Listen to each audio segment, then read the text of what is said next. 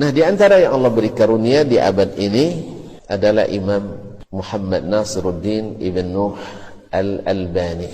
Beliau ini oleh yang tidak mengenali atau yang membenci pasti dianggap tidak punya kredibilitas.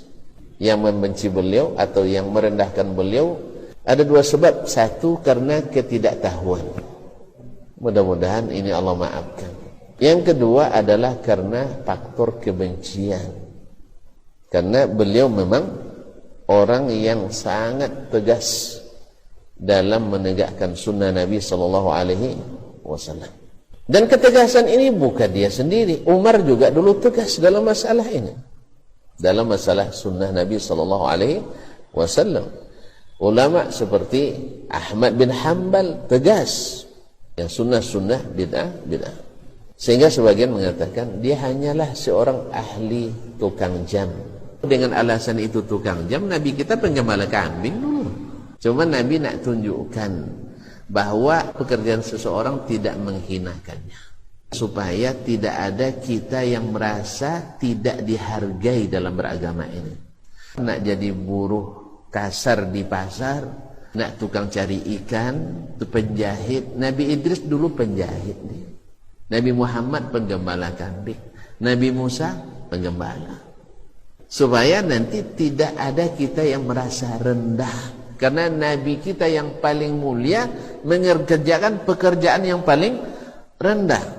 Mencemooh orang dengan pekerjaannya ini tidak akhlak orang-orang hebat. Ini akhlak orang-orang rendahan. Imam Ahmad dulu untuk cari penghidupan sampai jadi tukang angkat di pasar. Tapi apakah ada hubungan pekerjaan dengan ilmu? Tidak ada. Makanya hujah yang digunakan oleh sebagian hanya tukang jam. Ini hujah fitnah rendahan orang-orang yang tak punya alasan untuk menjatuhkan. Imam Abu Hanifah dulu juga tukang jualan kain di pasar, saudagar dia. Tapi orang tak pernah merendahkan Abu Hanifah gara-gara jualan kain. Oleh sebab itu nasihat saya pada diri sendiri, kalau masalah ilmu jangan dikait-kaitkan dengan pekerjaan. Berilmu tetap berilmu, Allah angkat. Gimana antum mengatakan beliau ada orang tidak berilmu? Tulisannya yang sudah dicetak saja baru 119 buku. Dan di antara bukunya ada yang 16 jilid. Coba tonton, baru nulis skripsi 60 halaman dah jadi sarjana. Habis itu S2 75 halaman jadi master, 120 halaman jadi doktor. Nah, tiba-tiba antum kritisi sebesar Al-Albani yang kitab Al-Hidayah, kitab Mu'tamad mazhab Al-Hanafi sudah dia tamatkan dengan ayat sendiri. Kalau antum bicara tentang hafalan Qur'annya, dia sejak kecil sudah hafal Qur'an. Murid-muridnya jadi ulama-ulama besar dunia yang mulazamah dengan beliau, kemanapun perginya jadi ulama besar dunia. Sebutlah misalnya kalau di Maroko ada Abdurrahman Al-Maghrawi.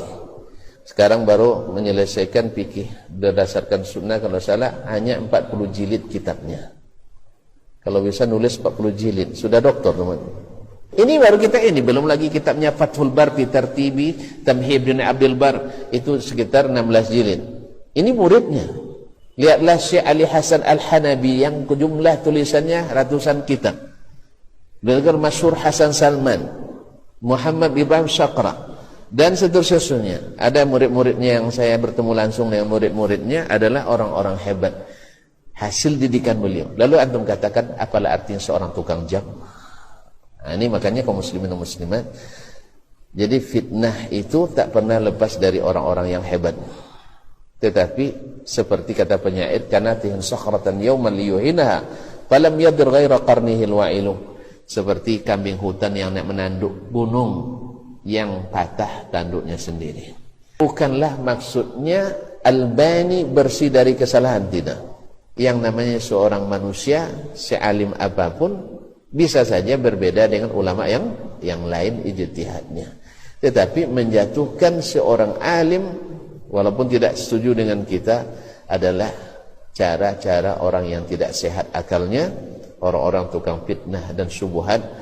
Dan biasanya Seperti kata orang dulu di masa Imam Ahmad, tak ada yang membenci Ahmad bin Hanbal kecuali orang-orang yang ahli ahwa dan ahli bid'ah. Karena beliau imamu ahli sunnah bittifaqil ummah, kecuali orang-orang Mu'tazilah. Demikian juga kita katakan yang banyak membenci Syekh Al-Albani rahimahullah ta'ala adalah orang-orang pelaris bid'ah. Memang orang-orang yang suka TBC, tahyul bid'ah dan khurafat.